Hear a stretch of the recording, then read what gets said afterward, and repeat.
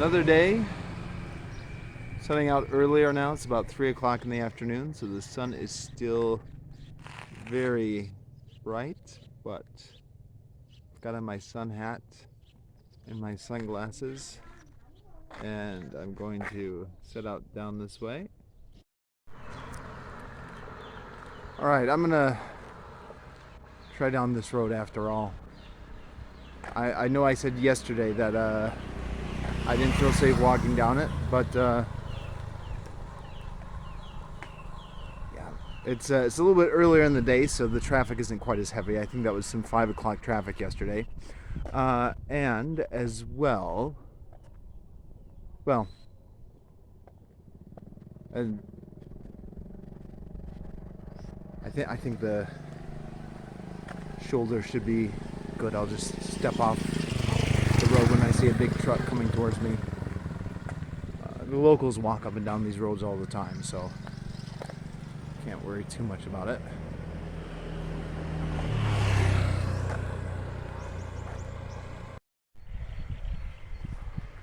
Come down a little side street here.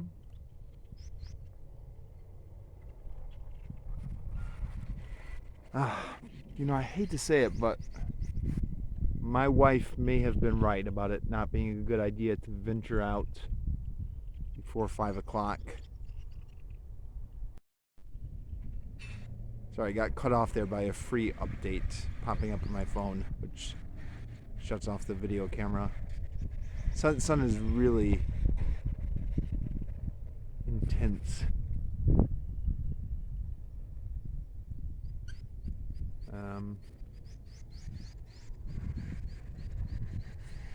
Yeah, some beautiful green mountains, really, on all sides. You can see them over here, and then rice paddies down here. I'm not sure that is over there. That might be a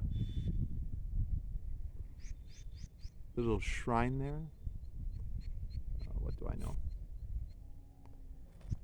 I'm gonna continue down this way.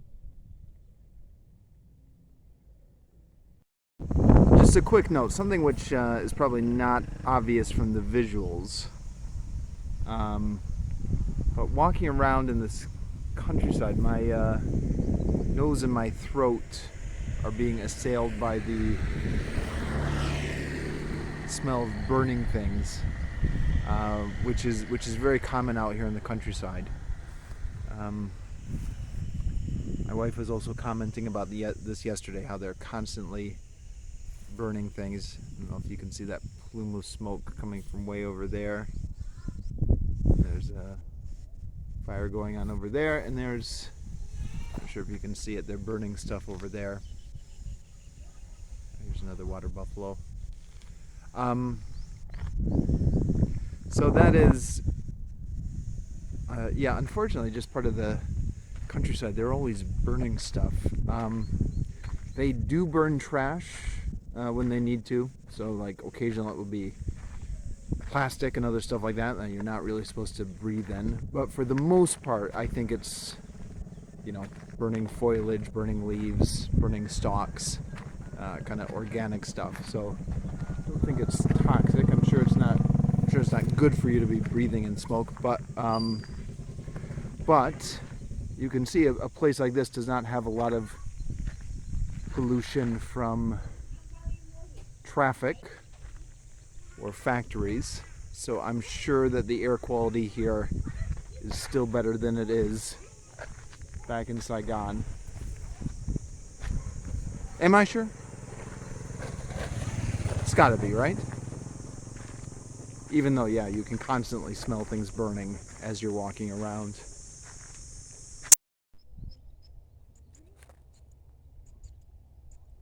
Yeah, like I was saying before, I hate to admit it, but I think the wife may have been right about the sun being a little bit too intense this time of day. This phone, I take it out of my pocket just for, you know, a minute at a time to quickly film something, but it it's so hot when I put it back in my pocket. I think because the phone is black, maybe it's absorbing all the heat from the sunlight, but I'm a bit worried I might be damaging my phone or something. Some sort of shouting over there. Alright. At the moment, there's a cool breeze.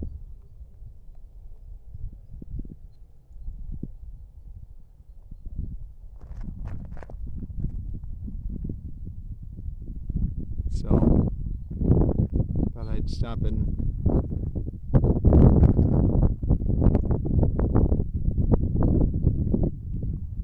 just pan around.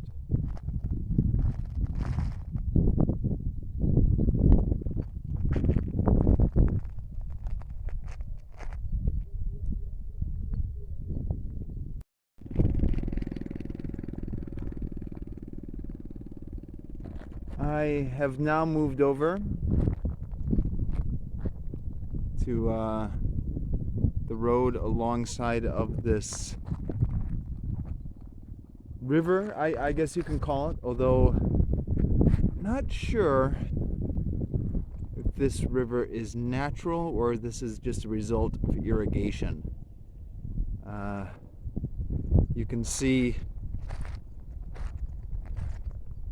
that it's above the level of the surrounding rice fields, which could mean it was just built for irrigation or maybe enhanced for irrigation. Yeah, you see these types of complex irrigation systems all over Asia, not only Vietnam, but I remember seeing these all over Japan as well. I don't remember seeing them as much in Cambodia. Of course, I didn't get out into the Cambodian countryside as much.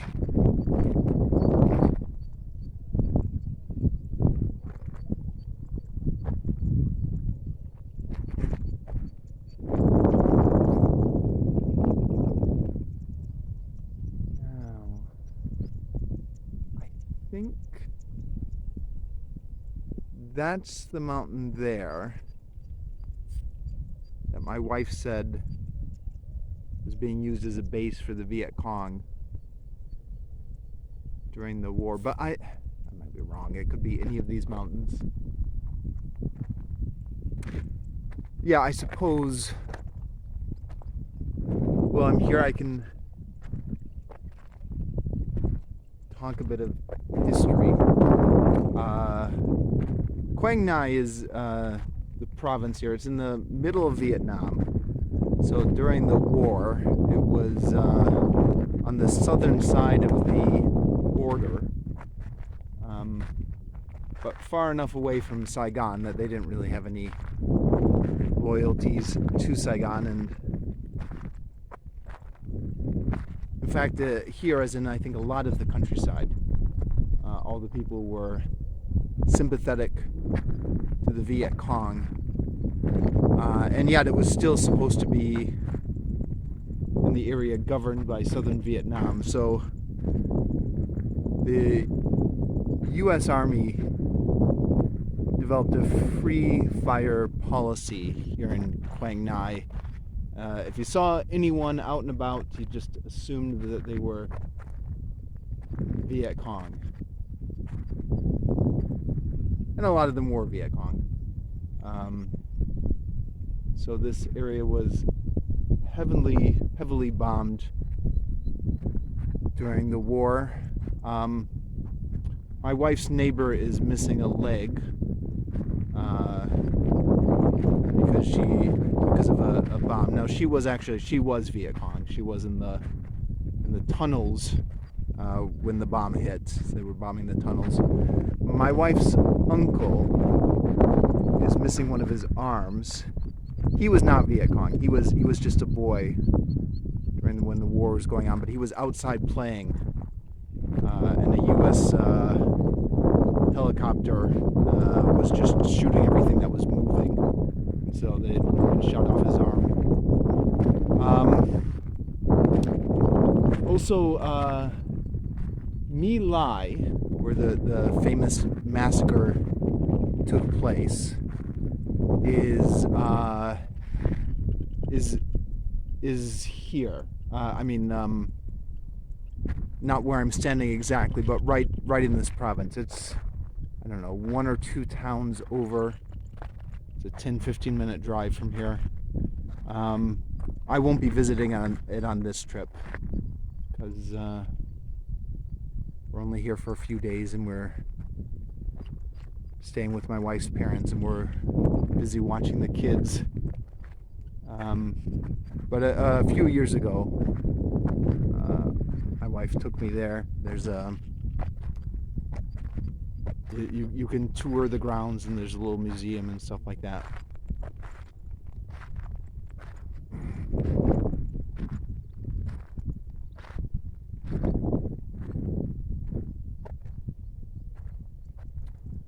All right, I'm gonna turn off the camera, walk a little bit further afield down this road, and then see what I find.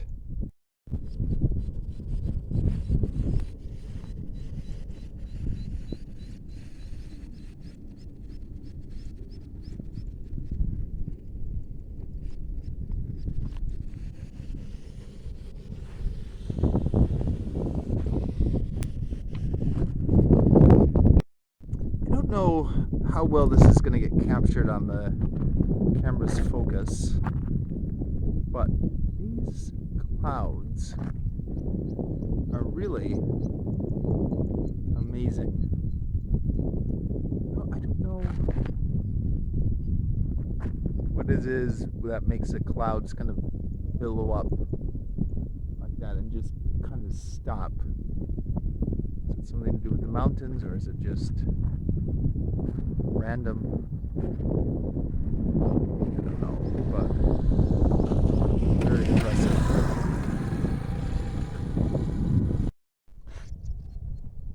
These green rice paddies are very picturesque. I mean, they're very green, and green is pleasing to the human eye. But I do wonder,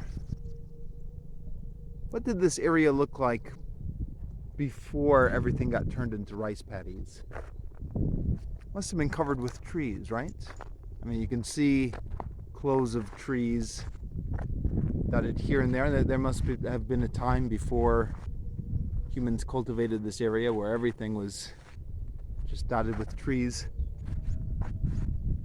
I wonder if it was much cooler then. I mean, this must have been thousands of years ago, right? But whenever that was. Because I think part of the reason it feels so punishingly hot out here is, you're walking around without any shelter from that sun, just surrounded by the rice paddies. I don't know, I'm just musing.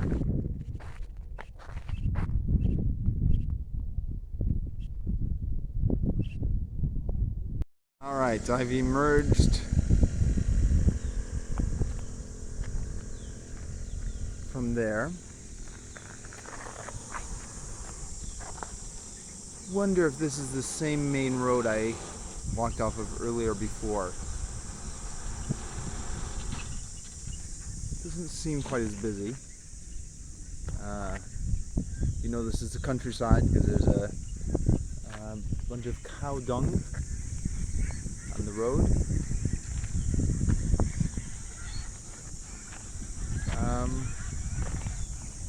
I'm not quite sure which way to go next, but I think I'll just go this way and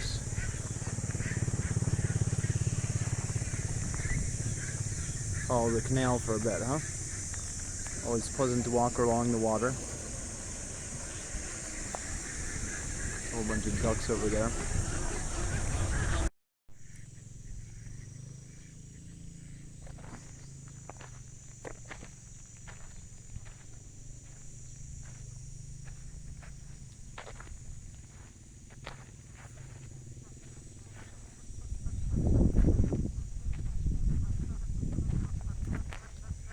I must have scared all the ducks away. They're all going to the opposite side of the bank. They were over on this side of the bank.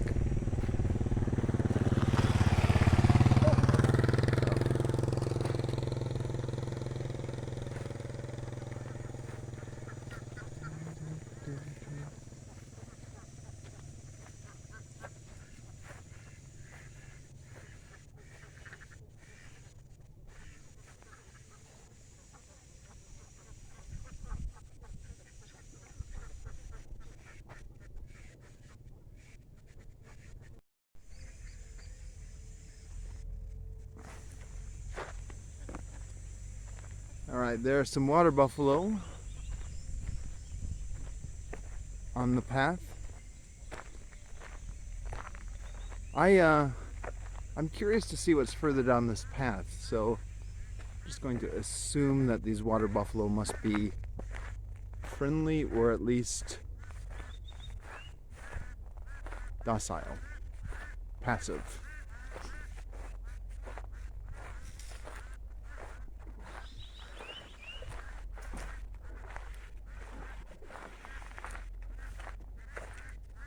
I really hope this wasn't a bad decision.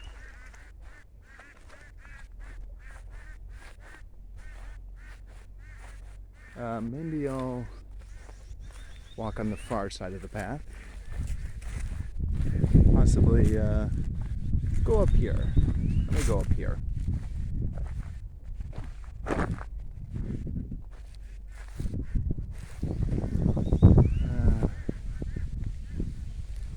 Maybe I'll just walk up here for a while. Okay.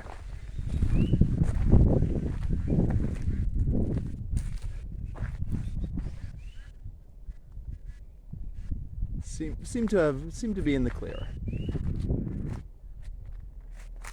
Now, what's down this way?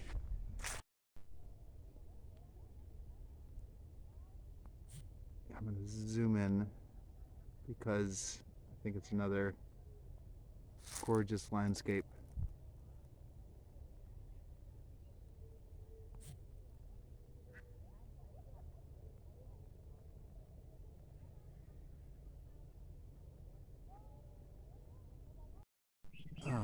More gorgeous landscape.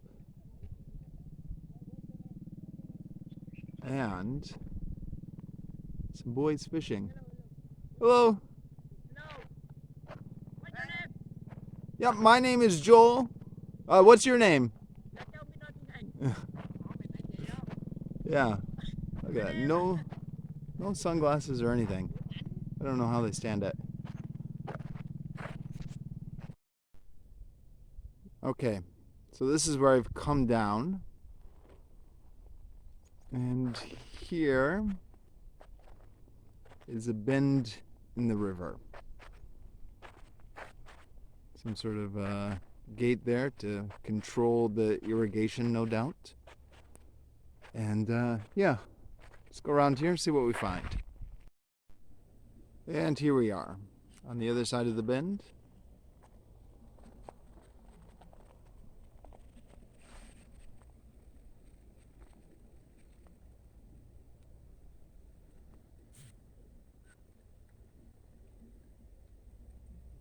So let's head down that way. A little neighborhood here that I come across while walking along this canal.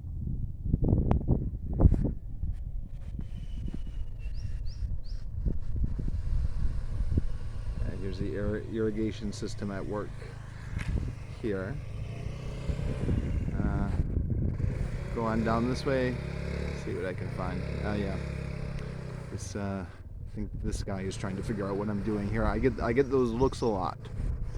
To be fair, there are not a lot of foreigners walking around this part of the Vietnamese countryside, so they want to see what I'm up to. Yeah, the architecture is always interesting out here in the countryside.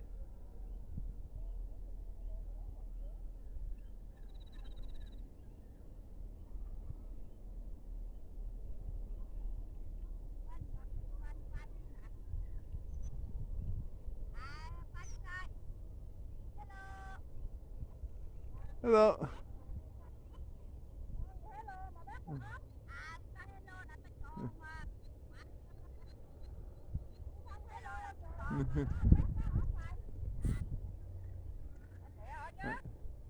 Hello.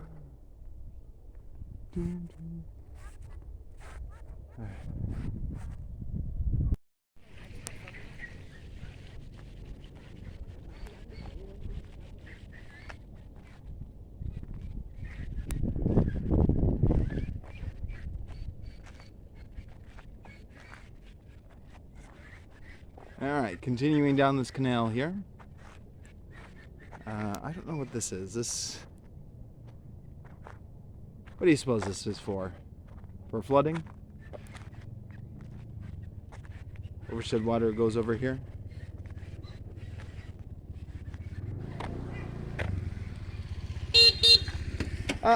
Hello. Hmm? And here it is, around 6 o'clock. You can see the sun has gone down now and it's dusk. I'm back at my wife's parents' house. So yeah, bit of a interesting little epilogue to my day's wanderings. I think right as I stopped the camera, there was a guy on a motorbike who was trying to talk to me in Vietnamese. Now with my limited Vietnamese, I didn't understand what he was saying. So asked him if he could speak English. That upset him a little bit, so I thought, okay, well, whatever he wants to say to me, I can't understand it. So I kept walking. He got more agitated. And then policemen showed up slightly afterwards. Slightly afterwards, meaning like 30 seconds afterwards. The police had obviously been on their way. I think that guy had called the police. Policemen spoke some English, but not a lot. I tried with my limited Vietnamese back and forth, but they wanted to know who I was and what I was doing, and I tried to explain I was staying at my wife's house and was just out for a walk. Eventually, after a lot of back and forth, well, I called my wife. She wasn't home, so she wasn't answering the phone for whatever reason. So my mother-in-law spoke to the police. Police wanted me to get on the back of his motorbike and took me to the police station, where we called my mother-in-law again, and eventually my brother-in-law came and picked me up, and got home and then asked the wife what it was all about, and the wife and her family all thought it was the funniest thing ever. Apparently, I had crossed over into a different town in my wanderings. It's a little bit hard to tell exactly where that happened because I was not on the main road. I was kind of walking on a side path along the canal, but at some point had gone across a bridge and then had ended up in a neighboring town, and I hadn't been registered with the police in that neighboring town. In my wife's hometown, the first day I got here, they had registered me with the police because that's what you have to do in Vietnam.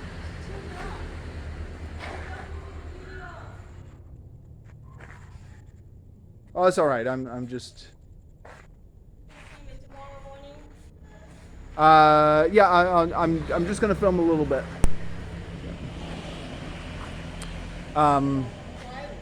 So the police knew to expect me in the wife's town, but once I crossed over to the neighboring town, they didn't know to expect me. I'm not quite sure what the rules are because, like, you're allowed to walk around, I think, and I've walked around in the past once I've been here. I've gone with my wife to numerous areas around her hometown, but apparently the issue was that the police just didn't know who I was, and so the wife said you weren't doing anything illegal per se, but because they didn't know you, they were disturbed that you were walking around. I should say the police, limited English though they were very friendly and were obviously just doing their job because somebody else had called them in. I'm not entirely sure what the motives of the guy who called the police were.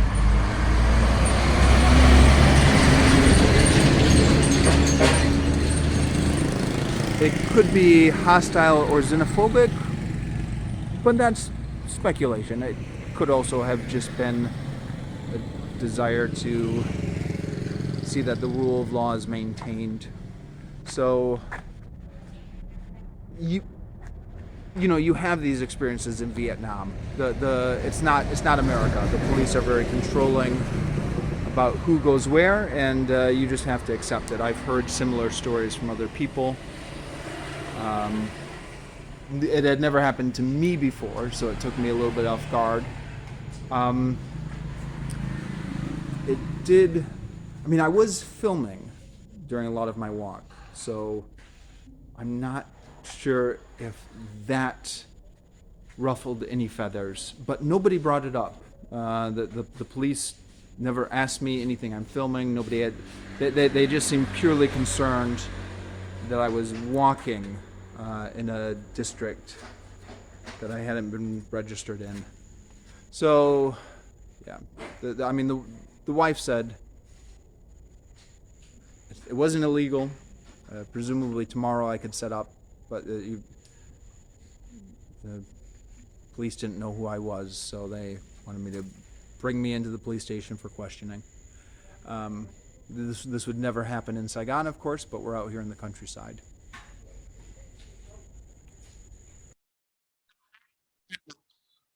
Sorry, one more quick addendum to that story. My wife somehow caught this. The story had gotten posted on the government's Facebook page. I'm not actually sure which department this was. My Vietnamese isn't good enough to read this, so I'm gonna have to go with the automated translation. But yeah, here's a picture of me in the police station. I've got the towel around my neck to protect against the sun, sunglasses to protect against the sun, long sleeves to protect against the sun hat to protect against the sun. So, you know, all geared up for a walk in the tropical sun. They sent me down on the seat, and I remember them saying, "Sit here." And I remember thinking, oh, boy, if I had known I was going to get brought to the police station and made to sit on the bench, I wish I would have brought my book. But I didn't have a book with me. So, you know, what can you do except get on your phone and scroll Facebook or whatever? And I don't remember being asked to have my picture taken. They must have just taken this picture. Or maybe I just don't remember. I don't know. But here I am just looking at my phone. And then here's the article they wrote about me. A story of a Western boy who was lost in the middle of the crowd sky. Sorry, automated translation. At around 16:30 minutes on June 29, 2020. That's not right, it should be 2022. Yeah, it's 2022 in the original. It must be a translation. So Tin Dong, patrolling around Tak Nam Ditch Channel, found one foreign man wandering along the ditch toward west. There are signs that this person is in need of help, but not yet, because the people do not know which country this person is from, do not speak foreign languages. Seeing this, CAV approached and invited this guy to CAX headquarters to work. With the English capital that I have learned, CAX has exchanged information in English. I know this man named Joel, wrong spelling, has US citizenship, has a wife in Tin Hiệp commune. When he comes back to his wife's hometown to see the green Sun-Ting countryside, beautiful, so I go out alone. But because of the beautiful scenery, plus the clear canal, cool with the wings of storks flying, and the herd of buffalo grazing the grass, caught the eyes and soul of Mr. Joel, forgetting the way back. Cax has contacted the family and handed over Mr. Tay to the family to pick him up in joy and happiness. Now, from my perspective, that's not exactly what happened. It is true I was wandering at that point, but if there's a distinction to be made between wandering and being lost, I did not forget the way back. I still knew what the way back was, but to be fair, with the language barrier between me and the people there and the police, they may well have assumed I was lost. So this could just be an innocent misunderstanding. They probably did assume I was lost. You know, I was talking to my wife about it, and my wife said, nobody walks that far. She said, nobody walks as far as you do. Now, I'm not superhuman or anything. But, you know, those of us who are avid walkers, maybe some of you will identify with this. If you love to walk and you love to go on long walks, maybe you tend to forget that we walkers are abnormal. Like the rest, the general population is not like us. The average person will do anything to avoid having to walk for 5 minutes. So somebody who just puts on his sun gear and spends like a couple hours walking down the canal, that's most other people think that's not normal. So that's perhaps why they thought I was in need of help. Yeah, and you know, in retrospect, it makes a little bit of sense. They brought me to the police station, but they did not ask to see any of my paperwork. They just made me wait at the police station until my brother-in-law picked me up on his motorcycle. So I guess maybe they really were concerned about making sure I got back. And yeah, it was about 4:30 at that time. I was very entranced by the beautiful scenery in the clear canal and the wings of the birds flying and the herds of the buffalo grazing. I never said that, but they're right. That's exactly what happened. I mean, I didn't forget the way back, but the rest of it was all true. I think it was about 4:30, and I was at the point in my walk where I was a little bit annoyed at the time because I would have liked to go a little bit further. But I was at the point where I knew that it was going to be getting on till 5 soon, and I had better start heading back. And the walk back is never as interesting as the walk there, because you know the walk there, you're exploring new territory. The walk back, you're just retracing your steps. And I knew better than to try and find a different way back. Then I really would have gotten lost. So my plan was to just walk backwards along the canal the way I had come. So in that respect, I guess they did save me the boring walk back, even though it did irritate me at the time to be stopped on my walk. But anyways,